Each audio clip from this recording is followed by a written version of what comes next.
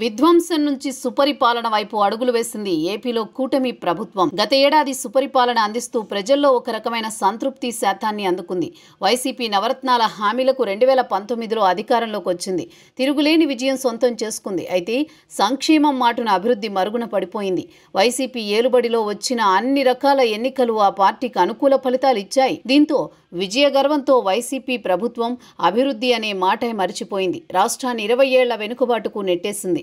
దానిని అధిగమించేందుకు రాజకీయంగా ప్రజలను ఆకర్షించేందుకు సూపర్ 6 పథకాలను ప్రకటించారు బాబు. ప్రత్యేక మేనిఫెస్టో అమలు చేసి 36 రకాల హామీలు ఇచ్చారు. ప్రజలకు అత్యవసరమైన పథకాలను ప్రారంభిస్తే అభివృద్ధికి ఎక్కువ ప్రాధాన్యం ఇచ్చారు.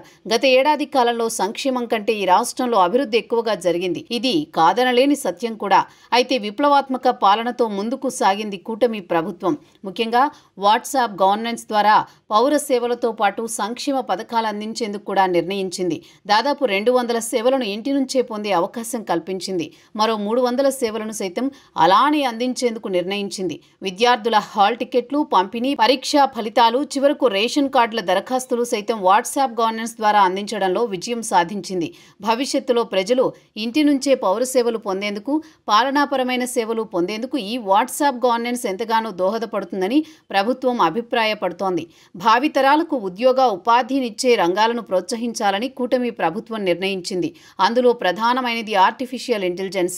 ప్రపంచం పరిగెడుతోన్న వేళ ఈ కొత్త విధానం ద్వారా ప్రజలు జీవన గమనాన్ని మార్చాలని చంద్రబాబు భావించారు. మరోవైపు డ్రోన్ల రంగాన్ని అభివృద్ధి చేయాలని భావిస్తున్నారు. ఆ దిశగా ప్రయత్నాలు ప్రారంభించారు. అమరావతి డ్రోన్ల హబ్గా మార్చాలి అన్నది చంద్రబాబు లక్ష్యం. ఆ లక్ష్యం దిశగా అడుగులు వేశారు. అందులో కొంతవరకు సక్సెస్ అయ్యారు. వాట్సాప్ గవర్నెన్స్ ద్వారా ప్రభుత్వ యంత్రాంగంపై భారం తగ్గి నేరుగా ఇంటి నుంచే పౌర సేవలతో పాటు పాలనా ఫలాలు అందుకోవాలని భావించారు. ఒకవైపు ఐటీ, ఇంకోవైపు ఆర్టిఫిషియల్ ఇంటెలిజెన్స్, మరోవైపు వాట్సాప్ గవర్నెన్స్, డ్రోన్ల రంగం అభివృద్ధి, ఐటీ పరిశ్రమల స్థాపన, ఇలా ఏడాది పాలనలో కీలకమైన అంశాలకు శ్రీకారం చుట్టారు సీఎం చంద్రబాబు. మరో 4 ఏళ్లలో ఈ రంగాల్లో గణనీయమైన అభివృద్ధి సాధించే అవకాశం మాత్రం స్పష్టంగా కనిపిస్తోంది.